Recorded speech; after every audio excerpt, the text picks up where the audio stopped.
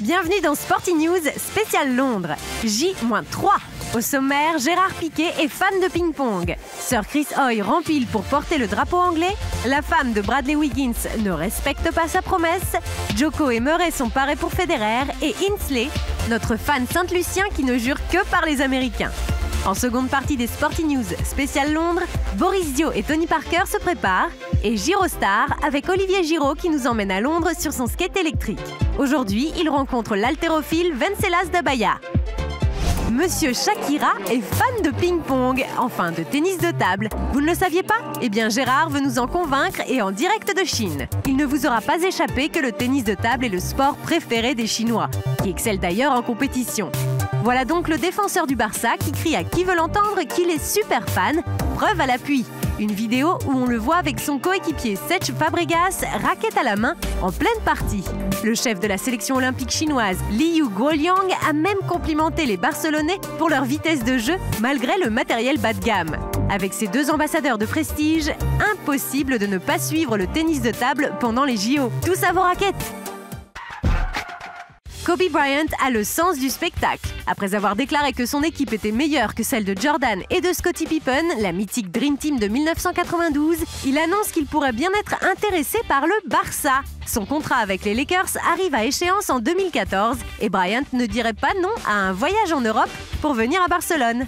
J'aime l'Espagne au point de vouloir jouer ici. À choisir, je préfère Barcelone au Real Madrid. J'aime cette ville, la plage est immense et je pourrais aller voir des matchs de foot. C'est le Real qui va être content. En attendant, on va suivre de près les prestations de la Team USA 2012. Ça roule pour Chris Hoy. Le quadruple champion olympique de cyclisme sera le porte-drapeau de la Grande-Bretagne pour les Jeux. Ce sera la deuxième fois. La première, c'était en 2008 à Pékin. Mais aujourd'hui, ça se passe chez lui. Lors de la cérémonie d'ouverture, tous les Britanniques n'auront Dieu que pour Sir Chris Hoy, qui mènera fièrement les athlètes de son pays, les plus nombreux des JO, vers le succès. Le cycliste a réagi immédiatement à l'annonce. Sur un réseau social, il a posté « Ravi d'avoir été choisi, c'est un immense honneur. Tu m'étonnes ». Ce seront les 4e JO pour Chris Hoy, un grand habitué à présent. Mais l'objectif reste le même, glaner l'or olympique encore et encore. Le champion a 2 nouvelles opportunités de compléter sa collection avec le Keirin et la vitesse par équipe. Allez Chris, en selle! Les cyclistes britanniques ont la cote aujourd'hui. Après Sir Chris Hoy, place à Bradley Wiggins. Il rêvait d'être footballeur et de jouer à Tottenham. Dimanche, il est devenu le premier Britannique à remporter le Tour de France. Ça lui vaudra peut-être d'être anobli par la reine, comme Chris Hoy. En attendant, cette victoire donne la pêche à l'Angleterre et aux cyclistes qui prendront la route pendant les Jeux. Bradley Wiggins, c'est une vraie personnalité. Un caractère décalé, un look complètement déjanté, bref, un maillot jaune super flashy. À 32 ans, Bradley collectionne les guitares, est fan de rock anglais des années 70 et 80 et entretient son côté british avec ses tatouages et ses rouflaquettes. Accro à Twitter, il a même réussi à contaminer sa femme, Catherine. Cette dernière et la petite amie de Chris Froome, le dauphin de Wiggins, ont animé le tour à leur manière, en se crêpant le chignon par tweet interposé. Mais c'est un autre post de Catherine Wiggins qui a fait parler. Elle avait promis qu'elle irait courir nue sur les Champs-Élysées si son mari remportait l'épreuve. Elle n'a pour l'instant pas tenu sa promesse. D'abord, il y a eu le tournoi simple homme de Wimbledon. À présent, découvrez les Jeux Olympiques. Wimbledon 2, la course pour l'or, sans Rafa. Wimbledon est le cours rêvé pour un tournoi olympique. Et alors qu'il se dirige vers le cours, on peut se demander si Djokovic et Murray s'apprêtent à écrire un nouveau chapitre, un dans lequel Roger Federer ne figurera pas. Federer a battu Djokovic et Murray pour arriver à ses fins à Wimbledon. Et il est sans aucun doute l'homme à abattre, l'incontestable héros de cette aventure olympique. Nous sommes tous conscients des défis qui nous attendent.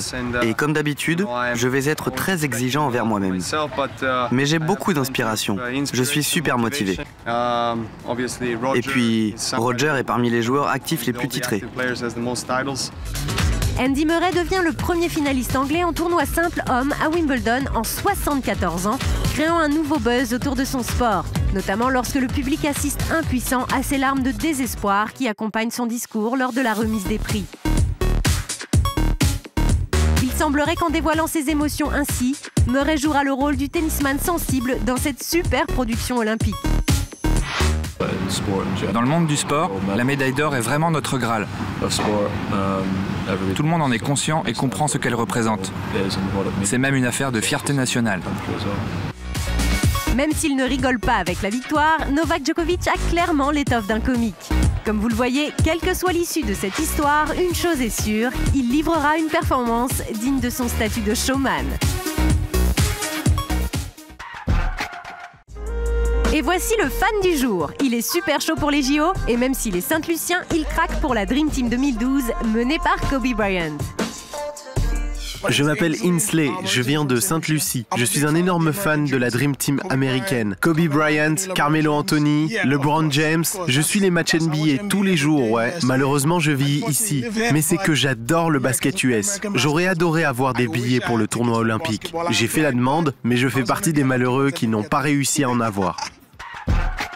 À l'approche des Jeux Olympiques, Tony Parker et Boris Dio étaient présents à Paris pour le World Basketball Festival. Un camp de basket de 5 jours au cours duquel les deux coéquipiers des San Antonio Spurs se sont affrontés par l'intermédiaire de leurs équipes de jeunes. Un événement très apprécié des champions qui n'en sont pas à leur coup d'essai. Un bel engagement de la part de nos deux Français qui s'apprêtent à vivre leur premier jeu à Londres. Les JO, c'est vraiment la consécration d'un joueur de basket parce que c'est la compétition qui est la plus prisée. C'est une compétition qui se passe tous les 4 ans avec tous les autres sports et surtout les meilleures équipes. Personnellement, je ne sais pas vraiment à quoi m'attendre, mais je pense vraiment me concentrer sur la compétition et pas les Jeux Olympiques autour. De toute façon, je suis assez chauvin dès qu'il s'agit des JO, donc je vais suivre ce que font tous les Français, le nombre de médailles qu'on peut ramener. Une époque qui m'a bien marqué, c'était l'époque de Marie-Josée Pérec. Si Marie-Josée Pérec a marqué Boris, c'est bien l'équipe américaine de basket de 1992 qui représente le meilleur souvenir des Jeux des basketteurs français. On ne se refait pas.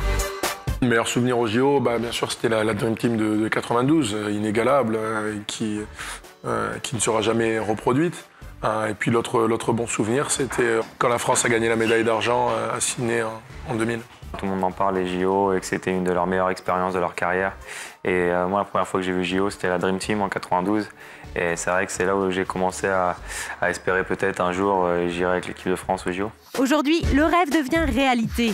Et Tony va même avoir la chance de croiser des athlètes de légende comme Usain Bolt. Je l'ai déjà rencontré, Bolt, mais après je ne l'ai pas vu courir en vrai. Donc j'aimerais bien aller voir la finale du 100 mètres. En attendant, Tipeee, Boris Dio, mais également toute l'équipe de France de basket se prépare pour cet événement planétaire. Une équipe composée de grands noms comme Nicolas Batum ou encore Kevin Séraphin. Une belle bande de farceurs toujours prêts à chambrer. Au fait, qui sont les plus gros plaisantins? Ali Traoré, Nicolas Batum. On va dire c'est eux qui font les blagues, mettent l'ambiance. Mais après, tout le monde déconne, tout le monde chambre. On a un groupe qui aime bien chambrer quand même. Dans le chambrage, je suis en haut de la liste, j'aime bien chambrer, j'aime bien. On a gagné aujourd'hui, donc je peux chambrer Boris jusqu'à la fin des JO.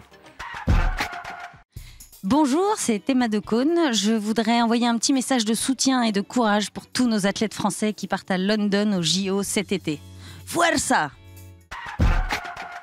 Dans Sporty News spécial Londres, coup d'œil dans le rétro avec le triathlète Frédéric Belaubre qui a participé aux Jeux d'Athènes de 2004.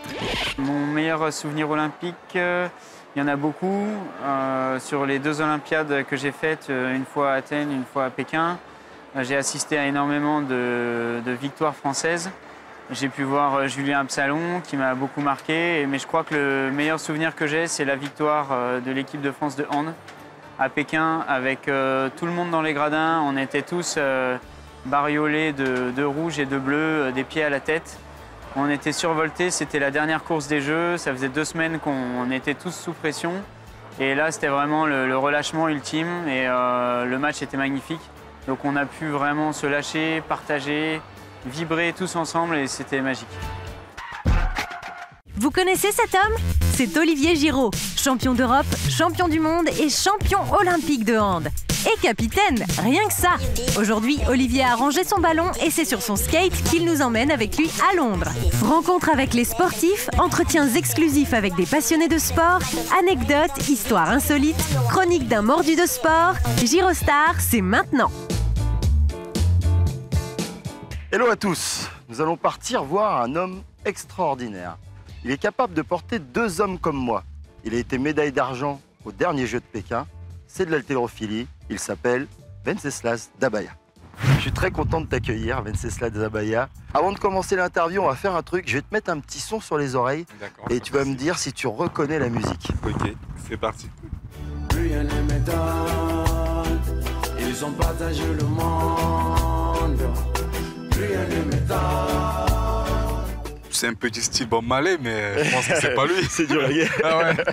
C'est du reggae, mais c'est Tikenja. D'accord. Plus rien ne m'étonne. Un truc fabuleux qu'il faudra que tu découvres. Je voulais juste que tu nous fasses la différence entre pour être médaillé aux Jeux et lors des compétitions normales comme le championnat d'Europe ou le championnat du monde, c'est différent. Explique-nous ça. Ben, c'est vrai que pour nous, les Jeux, c'est vraiment assez particulier, quoi. Et contrairement aux Europes, on peut être médaillé sur l'arraché, l'épaulé jeté et puis le total olympique. Donc on peut prétendre à 3 médailles, quoi, sur un championnat d'Europe ou un championnat du monde. Par contre, les Jeux, là, c'est plus particulier. On ne peut avoir qu'une seule médaille.